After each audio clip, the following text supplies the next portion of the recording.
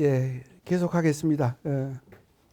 그래서 우리가 기도 잘하기 위해서는 하나님과 대화를 잘하기 위해서는 또 하나님과의 사랑에 찬 대화를 하기 위해서는 하나님을 알아야 되는데 그것은 성경을 통해서 우리가 알 수 있다는 거. 그래서 그 사도 바울께서는 필리피서 3장 8절의 말씀을 보면 나는 주 예수 그리스도를 아는 지식의 지고한 가치 때문에 다른 모든 것은 해로운 것으로 여긴다까지 말씀하셨어요. 예수님을 아는 지식의 가치, 또 그 필리피서 똑같은 성경의 말씀을 보면은 그 하나님께 바치는 그리스도의 향기라는 표현도 있습니다. 그래서 그 향기라는 것이 하나님을 아는 지식의 그 향기를 얘기하는 거거든요. 그래서 우리는 하나님을 제대로 알아야 된다는 거. 그래서 그 알미라는 것은 성경적인 그 언어를 히브리어로 거의 야다인데, 그 안다는 뜻은 야다로 이제 나오는데, 그 야다라는 것은 바로 그 창세기 4장 1절을 보면 이런 얘기가 있어요. 그 아담과 하와가 한 자리에 서서, 왜냐하면 아담의 처자들이 누구 있었어요? 아담 하와의 처자들이 카인이었었잖아요. 그리고 둘째가 아벨이었는데 아벨이 죽었잖아요. 카인에 의해서. 또 카인은 추방을 당했고, 그러니까 애들이 없어진 거잖아요. 그래서 그 4장 1절을 보면은 아담과 하와가 한 자리에, 우리는 한 자리에 들었다고 그랬는데 그 원문을 보면은 야다로 나와요. 우리가 안다는 뜻. 그러니까 제대로 안다는 것은 부부가 함께 잠자리를 갖는 것처럼 본성을 나누는 거죠. 성을 나누는 거죠. 그야말로 성교가 되는 거죠. 그래서 체험적인 알미 중요한 겁니다. 그래서 그때 태어난 것이 셋이잖아요. 셋째 아들이라서 셋이 아니라 이상하게 또 딱 맞죠. 거기 그쪽 말로 셋인데 이름이. 여하튼 그래서 우리가 하나님을 제대로 알기 위해서, 그래서 기도를 잘하기 위해서 성경을 읽는다고 말씀을 드리고요. 세 번째는 우리의 진정한 변화된 삶을 위해서 우리가 성경을 읽어야 합니다. 우리가 보통 쓰인 말씀을 로고스라고 해요. 그죠? 예. 성경에 쓰인 말씀을 로고스라고 하는데, 로고스가 수납이 되어 있으면 선포가 될 수가 없어요. 캐리그마, 이 선포를 하기 위해서는 수납된 말씀이 아니라 레마가 필요합니다. 그래서 그 실한 말인데, 레마라는 것은 그 REMAH, 레마. 이것은 로고스가 쓰여진 기록된 하나님의 말씀이라면, 레마는 내 심령을 건드려서 나를 온통 뒤바뀌게 한 말씀을 레마라고 합니다. 이 레마를 잡아야만 우리는, 아까 제가 그 로마서 6장 4절의 말씀을 예를 들어가면서 새로운 삶을 살아가게 된 것을 말씀드렸는데, 새로운 삶을 살기 위해서 레마를 잡지 않으면 그 새로운 삶은 하나의 세례의 요식행위로 끝나고 맙니다. 그래서 레마를 잡아야 되는데, 이 내 심령을 온통 뒤흔들 이 말씀을 잡아야 되는데, 이건 어떻게 잡을 수가 있느냐? 그 온전한 하느님의 말씀을 어떻게 우리가 만날 수가 있느냐? 가만히 있으면 그 말씀을 잡을 수가 없습니다. 하느님은 찾아야 만날 수가 있습니다. 열왕기상권 19장 11절 이하의 말씀을 보면은 엘리야가 호렙산에서 하느님을 체험하는 장면이 나와요. 그 앞에를 보면은, 19장 앞에를 보면은 이 아합 왕, 그 다음에 바알의 예언자 450명, 그래서 850명과 싸우는 엘리야가 모습이 나오죠. 우리가 잘 알고 있어요. 그걸 다 물리쳤어요. 1대 850을 이겼어요. 이 득이 양양한 엘리야가 도망을 가죠. 왜냐하면 그 이제벨 여왕이, 왕후가 엘리야를 죽인다 그러니까. 도망가다가 지쳐서 로덴나무 그늘 아래서 잤다고 하죠. 그거를 이제 하느님의 그 영이죠. 그러니까 까마귀가 뭘 날라다 줘갖고 뭐 빵과 물을 먹고 걸어서 어디까지 갔느냐면 40일을 걸어서 호렙산까지 갔잖아요. 거기서 그 하느님을 체험했는데 그 만나는 하느님을 체험하는 장면이 그 9장 11절 이하에 나오는데 엘리야가 그 동굴에 들어가 있었습니다. 그런데 강한 바람이 불었어요. 얼마나 강한 바람인지 맞은편 바위까지 굴러서 떨어져서 산산조각이 났습니다. 근데 성경은 그러나 하느님은 강한 바람 가운데 계시지 않았다 그랬어요. 그리고 뒤이어서 지진이 왔다고 성경은 얘기를 합니다. 그러나 하느님은 지진 가운데서 있지 않았습니다. 그리고 세 번째는 불길, 강한 불길이 지나갔다고 그랬어요. 그러나 하느님은 강한 불길 가운데서 계시지 않았다고 성경은 얘기를 합니다. 성경은 이 모든 것이 다 지나간 뒤에 여린 소리라고 표현되어 있는데 우리말로는 여린 소리가 들렸습니다. 이때 엘리야가 동굴 밖에 나와서 베일을 걷고 비로소 하느님을 체험합니다. 나와서 베일을 걷는 하느님을 만날 채비를 했을 때 비로소 하느님의 소명을 받게 되는 겁니다. 하느님을 체험한 겁니다. 또 우리가 부활절 때문에 있게 되는 마리아 막달레네가 예수님을 체험하는 요한복음 20장 10절 이하의 말씀을 보면은 마리아 막달레네가 무덤에 갔습니다. 그리고 안 계신 걸 알고 뒤에서 누가 얘기를 합니다. 그런데 그 예수님을 동산지기로 알아봤다 그래요. 그죠? 전혀 알아보지 못했습니다. 그러면서 주님을 누가 훔쳐갔습니다. 당신의 아름 좀 알려주십시오. 이렇게까지 얘기를 했죠. 그런데 예수님께서 마리아의 이름을 부릅니다. 그럴 때 마리아가 돌아서서 예수님을 향해서 돌아서서 비로소 동산지기인 줄 알았던 그 예수님을 라쁘니, 스승님, 선생님으로 고백을 합니다. 예수님을 향해서 물론 예수님을 찾아서 그 무섭지도 않은지 여인네가 새벽같이 예수님의 무덤까지 갔다는 거, 또 거기서 다시 돌아서서 예수님을 향해 섰을 때 예수님을 체험할 수 있었다는 거, 이게 우리에게 시사해 주는 바가 큽니다. 하느님은 찾아야 만나 수가 있습니다. 그래서 예레미야 33장 3절 우리가 많이 듣게 되는 나에게 부르짖어라 내가 대답해 주리라. 특별히 개신교 목사님들이 수없이 강조하는 성경 본문이기도 하죠. 부르짖을 때 우리는 그분의 음성을 들을 수가 있습니다. 물론 영적인 음성이죠. 그리고 야고보서 4장 8절의 말씀을 보면 하느님께 가까이 가십시오. 그러면 하느님께서 가까이 오실 것입니다. 우리가 갔을 때 오신다는 거죠. 간 만큼 가까워지고 만날 수가 있습니다. 이게 하느님 체험, 말씀 체험의 원칙입니다. 방법이기도 합니다. 우리는 그렇게 성경상 인물뿐만 아니라 초대 교회 때부터 지금까지 위대한 성인 성녀들 또 우리로서는 루터처럼 성인으로 치진 않지만 대단한 종교 지도자를 만날 수가 있습니다. 근데 그분들 면면을 보면은 어떻게 일생을 하느님을 위해서 예수님을 위해서 투신할 수 있었을까? 그거는 기막힌 하느님의 체험, 특별히 제가 말씀드렸던 레마를 얻었기 때문에 가능했던 거예요. 그분들이 어떻게 레마를 얻었을까? 아우구스티노 우리가 잘 알고 있죠. 이분은 우리가 생각할 때 뭐 어렸을 때부터 방탕해서 사상 하나 낳고 천하 못된 탕자로만 알지만 그건 아니거든요. 아우구스티노는 마니교를 신봉했잖아요. 그래서 정말 참 지식에 이르는 이것에 대해서 고민이 많았습니다. 그 고민을 가지고 살던 중에 그 유명한 우리 뭐 많이 들었던 이제 어느 아이들 노는 소리 똘레 레제, 그러니까 집어라 레제 읽어라 이런 뜻이잖아요.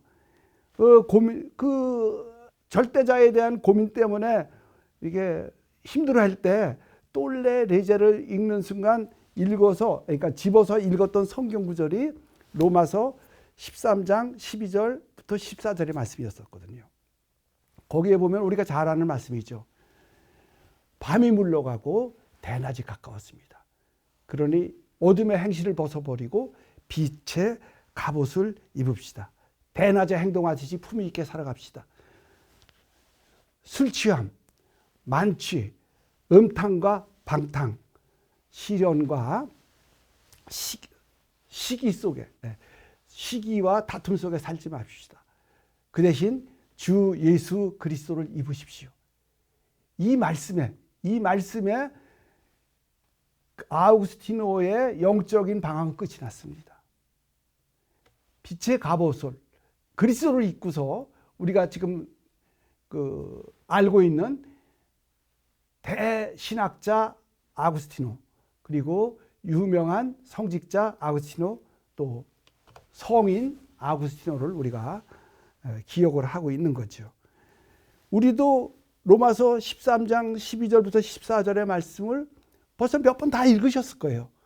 근데 우리는 읽고 많은 로고스인데 아구스티노에게는 그것이 수천 년이 지난 지금까지도 모든 사람에게 각인된 아구스티노로 남을 수 있었던 것이 바로 그 레마를 잡았기 때문에 그런 겁니다. 근데 그 레마는 갈망하는 마음이 없었으면 결코 잡을 수가 없었습니다. 갈망하는 가운데 읽었던 그 말씀이 로고스가 레마로 바뀌는 하느님의 은총을 받은 거죠.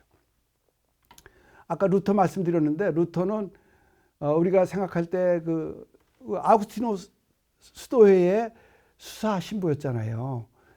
그런데 물론 뭐 여러 가지 이유 때문에 종교 개혁을 했죠. 대신 우리가 뭐 굉장히 뭐 좀 배관시하는, 또 이렇게 저평가하는 경향도 있는데, 사실은 그 루터 때문에 우리 가톨릭은 엄청난 쇄신을, 그리고 선교가 유럽에 머물던 가톨릭이 아프리카, 남미, 아시아로 퍼져나갈 수 있는 계기를 루터가 분명히 마련해 주셨습니다. 근데 이 루터는 어떻게 그렇게 대담한 종교의 흐름을 바꿔놓았을까? 그것은 바로 로마서 1장 17절의 말씀이었습니다. 의인은 믿음으로 살 것이라는 믿음에 관한 깨우침. 근데 루터 역시 어떻게 하면 우리가 하느님으로부터 의롭다는 인정을 받을 수 있을까? 의인이죠, 의인. 하느님으로부터 의롭다고 인정받을 수 있을까라는 신학적인 고민에 일종의 구원이죠. 어떻게 하면 구원을 받을 수 있을까에 대해서 무지하게 고민을 했던 가운데 읽었던 이 로마서 말씀으로 로고스가 레마로 변하는 은총을 받은 거예요. 고민하지 않았으면 우리는 수없이 로마서 1장 10절을 읽으면서 그것이 레마가 안 되는 이유가 바로 그렇게 고민을 안 했기 때문에. 드그란디스, 우리가 아는 가톨릭 성직자 중에 세계 최고가는 치유 성직자예요. 우리나라에서 3번 왔었죠. 전 그분의 집회 때 잠실에 살 때 한번 갔었던 기억이 있는데, 이 신부님은 어떻게 그렇게 치유의 은사를 받았을까? 이 신부님은 성직자로서 그냥 살아가는 것이 아니라 어떻게 하면 내가 사목자로서의 삶, 신자들에게 도움이 되는 사목자가 될 수 있을까에 대해서 끊임없이 고민하셨습니다. 그 고민 가운데 읽었던 것이 바로 요한복음 10장 10절의 말씀이었어요. 우리가 잘 아는 말씀입니다. 예수님의 말씀이죠. 내가 온 것은 내 양들이 생명을 얻고 더 얻어 풍성하게 하기 위해서 왔다. 예수님의 말씀에 평소 때 읽었던 그 로고스가 말씀이 레마로 바뀌는 드그란디스 신부님에게는 은사로 작용을 한 거예요.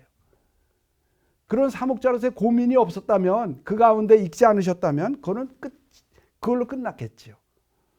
또 벌써 돌아가신 지가 꽤 여러 해 되셔갖고, 그럼에도 불구하고 2월 16일이 되면은 늘 그리워지는 김수환 추기경님. 이 추기경님이 서울대교구장을 그만두시고 해화동 신학교 사제관에 들어가 사시면서 고민을 하신 글을 제가 읽었어요. 이 김수환 추기경님은 40대에 정말 어린 나이에 그 추기경이 되셨잖아요. 서울대교구장으로 되셨잖아요. 그런데 고민을 많이 하셨어요. 특별히 그때 군사 독재 시절에 사목자로서 한국교회의 으뜸 사제로서 살아가는 어떻게 살아가야 될까에 대해서 고민을 많이 하셨어요. 그래서 불면증에 시달리셨죠. 몇십 년을 수면제를 드시고 사셨죠. 근데 은퇴를 하고 나셔서 불면증이 더 심해진 거예요. 그래서 저는 그 글을 읽으면서 추기경님이 뭐 이렇게 고민이 많을까? 그분이 먹고 사시고 우리가 다 대주잖아요. 그분이 입으실 옷 다 대준다고요. 그분이 뭐 우리처럼 속세에 새끼가 있나? 뭐 그냥 정말 다 집도 있고 뭐 다 모든 것이 됐는데 왜 이렇게 고민이 많은가 했더니 그 추기경님께서는 이제껏 40대 중반에 추기경에 대해서 30여 년 동안을 한국민들의 막강한 정말 정신적인 지도자로서 또 존경을 받으면서 살았던 내가 앞으로 하느님 앞에 돌아갈 때까지 어떻게 살아야 될지에 대한 고민을 하신 거예요. 그래서 수도원에 가서 피정을 했어요. 한 달 피정을. 근데 피정 마지막 날까지 그 고민을, 그 걱정을 떨치지 못했습니다. 근데 마지막 날 아침에 성무일도를 하시면서 읽었던 시편 말씀에서 이 추기경님이 내말을 얻었어요. 시편 37장 5절. 우리가 잘 아는 화답성에서 가끔 나와요. 내 앞길 그분께 맡기고 그분을 믿어라. 몸소 주님께서 다 행해 주시리라. 우리 미사 때 화답성으로도 자주 대했던 그 성경 말씀이 추기경님께서는 여생을 걱정을 떨치고 살아갈 수 있는 내마로 작용을 한 겁니다. 왜 그랬을까? 고민을 했기 때문에. 갈망하는 마음이 있었기 때문에. 그래서 그런 마음으로 성경을 읽을 때 우리는 내마를 얻을 수 있다는 거. 뭐 작년에 돌아가셨습니다만 그 조용기 목사님, 뭐 개신교 순복음 오순절 교파죠. 다른 교파이긴 합니다만 어마어마한 세계 최고의 교회에 있었거든요. 그 예배당은 집사가 몇 명이냐? 우리로 말하면 반장이 10만 명이에요. 어마어마하게 크죠. 우리 원주교구는 교구민 전체에 따져서 7만 9천 명밖에 안 되는데 거기는 반장만 10만 명이에요. 장로가 5천 명. 그러니까 세계 최대의 개신교 개별 개신교회인데 이 목사님이 58년도에 서울 그 서대문구 대저동에서 천막을 쳐서 예배당을 시작한 이후 이래로 거의 뭐 64년 동안 그렇게 큰 세계 최대의 개교회를 성장시킬 수 있는, 그래서 수많은 사람들에게 특별히 거기는 이제 치유 은사가 많이 일어나는 예배당이잖아요. 그렇게 성장시킬 수 있었을까? 이 조용기 목사님의 레마는 바로 요한 3서 2절의 말씀이었어요. 거기 보면 뭐 간단해요. 저는 그러니까 나는 사랑하는 그대가 하는 일이 모두 잘 되기를 빕니다. 그리고 그대의 영혼과 마찬가지로 몸도 건강하기를. 그러니까 몸의 건강, 영혼의 건강, 일의 축복. 그래서 삼중 축복이 요한 3서 2절에 나오거든요. 이 말씀 하나 갖고 64년 동안 저도 그 개신교 CBS 6시 40분을 조용기 목사가 매주 목요일 날 나와서 이걸 했었어요. 그걸 자주 들었는데 그분의 설교는 늘 간증이 들어가요. 그러니까 그 일주간에 있었던 그 여의도 순복음 교회 내에서의 치유 역사에 대한 거, 그리고 이제 본인이 직접 했던 거, 이런 것을 늘 거기서 강조를 해주고 요한 3서 2절의 말씀을 한 번도 빼놓지 않습니다. 그래서 삼중 축복의 메시지인데 이거 잡고선 살다가 돌아가셨죠. 또 하나 그 프란시스 교황님, 이 교황님이 되신 것은 17살에 9월 21일인가요? 마테오 축일날 그 아침 미사를 가셔갖고 그날 듣게 된 마테오복음 9장 9절의 말씀이 이 프란시스코 교황님으로 하여금 신학교를 가게 만들었고 그 신학상에서 사제로 지금은 교황님까지 돼서 그 교황님 그 사목 문장은 그 표어는 그거잖아요. 자비로이 그분을 따르니. 그러니까 이 마태복음 9장 9절의 말씀이 이 교황님이 로고스에서 레마로 은총을 받은 겁니다. 새벽 미사를 갈 수 있을 만큼 그 교황님의 갈망이 컸기 때문에 들었던 말씀이 바로 레마가 되는 거죠. 그래서 우리는 레마를 잡아야 되는데 레마는 그냥 성경을 읽어서는 절대 잡을 수가 없습니다. 하느님을 갈망하는 마음으로 또 내 심령을 하느님께서 채워주시기를 원하는 마음으로 읽었을 때 비로소 우리는 하느님을 체험할 수가 있고 그 말씀이 내 심령을 온통 흔들어서 삶을 변화시킬 수 있는 이런 레마가 된다는 걸 말씀을 드립니다. 그래서 그러면 성경을 어떻게 읽어야 되는가? 그래서 읽는 성경 읽기에 대해서 이렇게 좀 강조를 하고 싶습니다. 성경을 읽는 것은 어떻게 읽어야 되느냐면은 우리가 성경도 어학 공부하고 똑같다고 보통 얘기를 하죠. 어학을 잘하기 위해서는 이제 몰아치기를 하지 말라 그러잖아요. 하루에 15분이나 20분이라도 꾸준히 이렇게 읽으라는 거, 어학 공부를 하는 것이 이제 철칙인데 그 성경도 마찬가지 같아요. 성경도 하루에 조금씩이라도 매일 읽어서 말씀을 계속 하루라도 빠지지 않고 듣는 것이 중요합니다. 우리가 어떤 말을 하기 위해서는 그러니까 이제 어린아이가 가장 처음에 하는 말이 엄마인데 아이들이 엄마라는 말을 하기 위해서는 엄마라고 발음하기 위해서는 몇 번을 들어야 되느냐? 200번 이상을 들어야 된다는 거죠. 그러니까 엄마라고 해봐. 엄마. 왜 우리 전묘기면서도 계속 그렇게 하잖아요. 그 말을 200번 이상 들었을 때 비로소 아기는 엄마라는 말을 입 밖으로 낼 수가 있다는 거죠. 그래서 우리도 성경을 하루도 빠짐없이 조금씩 읽어가면서 이 말씀을 들을 때 우리는 비로소 말씀을 밖으로 내놓을 수가 있다는 거죠. 그래서 그러면 어떻게 우리가 말씀을 읽어야 되느냐? 저는 그 성경을 필사하는 것보다는 읽기를 권합니다. 그래서 필사는 필사대로 이제 은총이 또 따로 있겠죠. 그러나 가장 기본은 먼저 좀 읽었으면 좋겠어요. 이렇게 뭐 통계를 보면은 물론 개인차는 있겠습니다만 읽는 속도와 쓰는 속도는 20배 차이가 나거든요. 죽어라 하고 손관절이 아파 죽겠다는 소리 해가면서 필사 한 번 하느니 20번을 읽는 게 훨씬 낫다고 저는 생각을 합니다.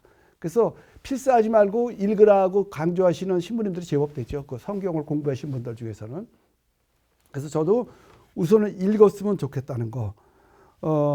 읽 때 어떻게 읽어드냐? 통독을 했으면 좋겠다는 겁니다. 통독은 뭐냐 하면은 쭉 읽어 나가는 거예요. 어떻게 읽어 나가느냐? 성경 73권이 각 권이 아니라 한 권이라는 의식으로 창세기부터 묵시록까지 한 흐름을 갖고 있다는 생각을 놓치지 말고 쭉 읽어 나가는 게 중요합니다. 그럼 뭐 창세기부터 묵시록까지 차례차례 읽어야 되는가? 네, 그건 아닙니다. 그래서 그거는 조금 이따 말씀을 드릴게요. 그래서 그 창세기부터 끝까지를 한꺼번에 통으로 읽지 않으면 우리는 단편적으로 읽게 되는데 단편적으로 읽으면은 오해하기가 쉽습니다. 모세가 이스라엘 사람들을 이집트에서 탈출시켜서 젖과 꿀이 흐르는 가나안 땅까지 인도할 때 광야에서 목이 마르다고 불평하는 이스라엘 사람들에게 바위를 쳐서 물을 먹이는 장면이 나와요. 근데 그것이 그 탈출기 17장을 보면은 르피딤에서 그것을 했어요. 또 민수기 20장 이하의 말씀을 보면은 카데스에서 그걸 했어요. 그러면 느피딤과 가데에서 두 번을 그거 했을까? 그냥 따로 읽으면 그렇게 되지요. 그러나 한 번에 읽고 나면은 그러니까 우리로 말하면 저 경주를 옛날에 서라버리라고 했듯이 같은 곳을 달리 말한다는 것을 알 수가 있습니다. 그러면 모세는 또 왜 그 가나안 땅을 앞에 두고 느보산에서 죽었을까? 왜 거기를 젖과 꿀이 흐르는 축복의 땅, 약속의 땅을 들어가지 못했을까?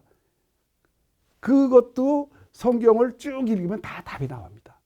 시편 그 106장 32절을 보면 얘기 다 나오죠. 그래서 우리가 성경을 한꺼번에 쭉 읽어야 된다는 이런 말씀을 다시 한번 드리고, 한 번에 읽지 않으면 오해할 수가 있습니다. 그러니까 예수님께서 목이 말랐을 때 사마리아 여인에게 물을 청하는 장면이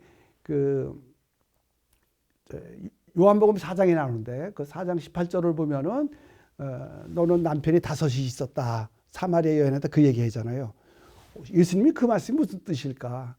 그거는 그 열왕기 하권 17장 24절을 보면 그 답을 찾을 수가 있어요.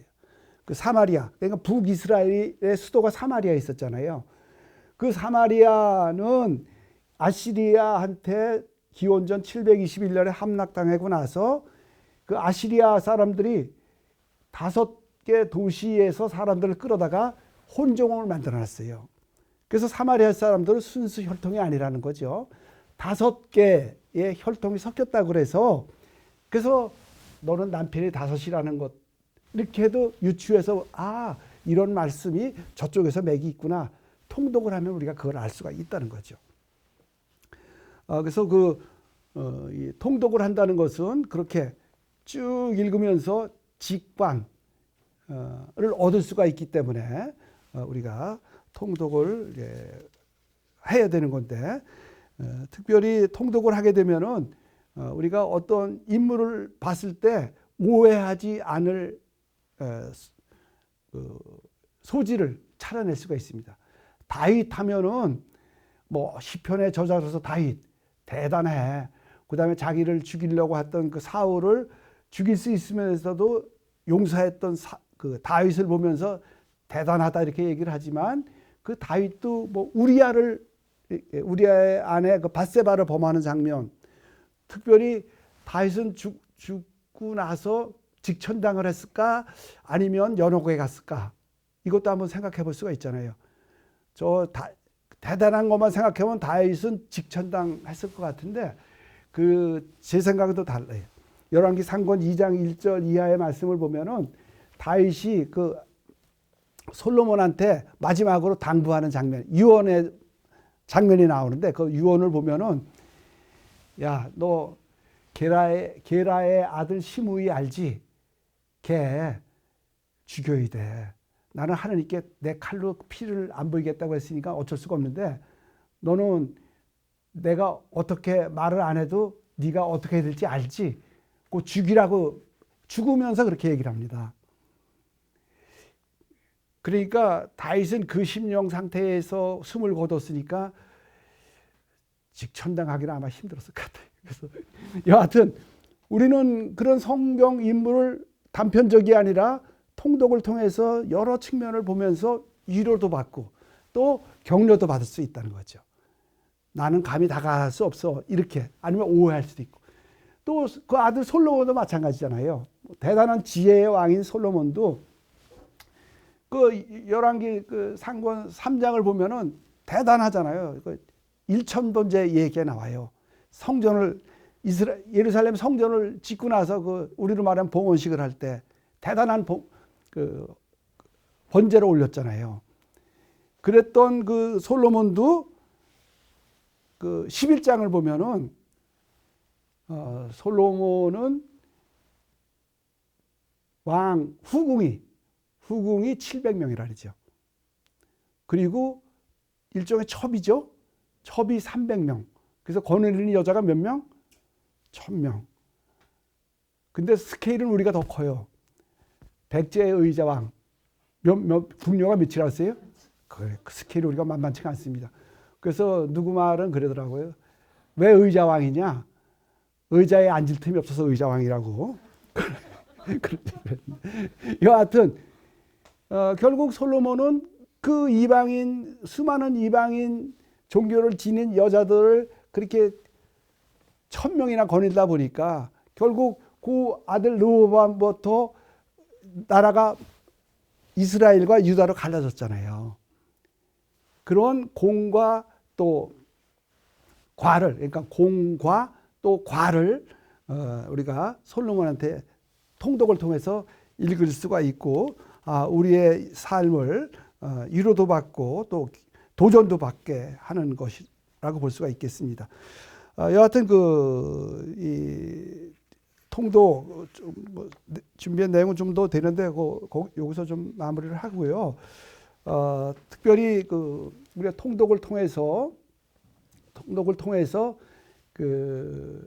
이 쓰여진 말씀이 다윗의 삶 아니면 솔로몬의 삶, 엘리야의 삶으로 일관하는 것이 아니라 그 삶이 또 그때 거기서 일어났던 사건이 우리가 가끔 얘기 듣지요.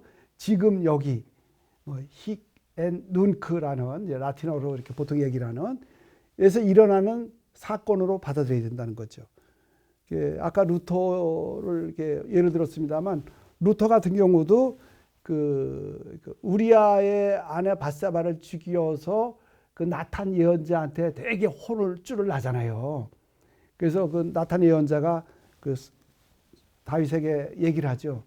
어떤 수많은 양을 가진 사람이 손님 대접하기 위해서 양 한 마리 가진 사람한테 가서 그 양을 뺏어다가, 그러니까 한 마리밖에 없는 그 양을 없애버리고 지 양은 그렇게 많은데도 불구하고 가만두고 그 양으로 손님 대접을 했다고 그랬더니 다윗이 그런 고얀 자식 갖다 막 난리 쳤잖아요. 그러니까 나탄 예언자가 그 사람이 바로 임금입니다. 그런데 루터 같은 경우는 그런 성경 말씀을 읽으면서 그 사람이 바로 임금이 아니라 그 사람이 바로 자기라는 거, 루터라는 거, 이렇게 남 얘기가 아니라 내 얘기로 받아들였다는 거죠. 이것이 중요한 것 같아요. 그때 거기서 일어났던 사건이 지금 여기서 나에게 일어난다는 이런 의식을 가지고 말씀을 읽어야 된다는 거죠. 이것이 상당히 중요하고, 또 이러한 태도로서 우리가 읽을 때 서강대 송복모 신부님, 저도 그분의 강의를 들었습니다만, 그분은 이제 그런다 그러잖아요. 성경 읽을 때 신명기 6장 4절의 말씀, 쉐마 이스라엘, 이스라엘아 들어라, 이런 뜻이잖아요. 쉐마 들어라 이스라엘. 주 하느님은 한 분뿐이시다. 마음을 다하고 목숨을 다하고 정성을 다해서 그분을 섬기라고.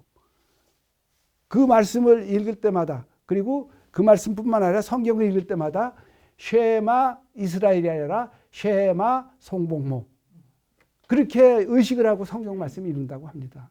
그래서 이러한 마음으로 우리가 성경을, 특별히 통독을 이렇게 강조해서 읽어야 된다고 강조하고 싶고요. 그러면 통독을 어떻게 하면 좀 잘 할 수 있을까? 그 방법에 대해서 조금만 쉬었다가 이제 하도록 하겠습니다.